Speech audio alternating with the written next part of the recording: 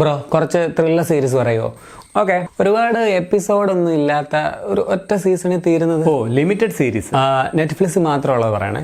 Okay, എന്നാ പിടിച്ചോ. അസൂന്ത ബസ്തേറ എന്ന് പറയുന്ന ഒരു 13 വയസ്സുകാരിയായിട്ടുള്ള ഒരു പെൺകുട്ടിയെ 2013 സെപ്റ്റംബറിൽ 21 തീയതി രാത്രിയിൽ കാണാതാവുന്നു. തുടർന്ന് നടക്കുന്ന സംഭവങ്ങളാണ് ഈ സീരീസ് പറയുന്നത്. സീരീസിന്റെ പേര് ദ അസൂന്ത കേസ്. ടോം റിപ്ലിയുടെ കഥയാണ് ഈ സീരീസ് പറയുന്നത്. ഗ്രീൻ ലീഫ് എന്ന ധനികൻ പുള്ളിയുടെ ഇറ്റലിയിലുള്ള നാടോടിയായിട്ടുള്ള മകൻ റിച്ചാർഡ് ഗ്രീൻ ലീഫിനെ നാട്ടിലേക്ക് തിരിച്ചു കൊണ്ടുവരാനുള്ള ദൗത്യം ഈ റിപ്ലിക്ക് ഏൽപ്പിക്കുന്നു. തുടർന്ന് നടക്കുന്ന സംഭവങ്ങളാണ് ഈ സീരീസ് പറയുന്നത്.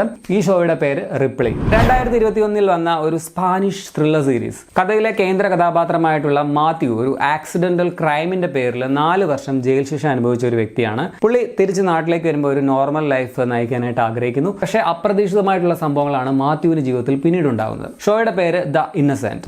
അടുത്തത് ഞെട്ടിപ്പിക്കുന്ന സ്ക്രിപ്റ്റുള്ള ഒരു ഷോയാണ്. ലൂയിസ് എന്ന ഒരു സിംഗിൾ മദറിന്റെ കഥയാണ് ഈ സീരീസ് പറയുന്നത്. ഒരു വൈകുന്നേരം അവള് ബാറിൽ വെച്ച് ഡേവിഡ് എന്നൊരാളെ പരിചയപ്പെടുന്നു. തുടർന്ന് അവളുടെ ജീവിതത്തിൽ നടക്കുന്ന അപ്രതീക്ഷിത സംഭവങ്ങളാണ് ഈ സീരീസ് പറയുന്നതെന്ന് പറയാം. അന്യായ സ്ക്രിപ്റ്റാണ്, കിളി പറത്തുന്ന ഒരു ക്ലൈമാക്സും ഉണ്ട്. സീരീസ് 2021 വന്ന ബിഹൈൻഡ് ഹെർ ഐസ്. ഒരു പെൺകുട്ടി തന്നെ ആരോ റേപ്പ് ചെയ്തു എന്ന് അറിയിക്കുന്നതോടെയാണ് കഥ തുടങ്ങുന്നത്. ഷോ 2019 ഇറങ്ങിയ അൺബിലീവബിൾ. തുടർന്ന് സീരീസിന്റെ പേര് പോലെ അൺബിലീവബിൾ ആയിട്ടുള്ള സംഭവങ്ങളാണ് അരങ്ങേറുന്നത്. ഇൻവെസ്റ്റിഗേഷനൊക്കെ കിടിലനാണ്, പൊളിച്ച്. അപ്പോൾ പോയി കണ്ടിട്ട് വരാം.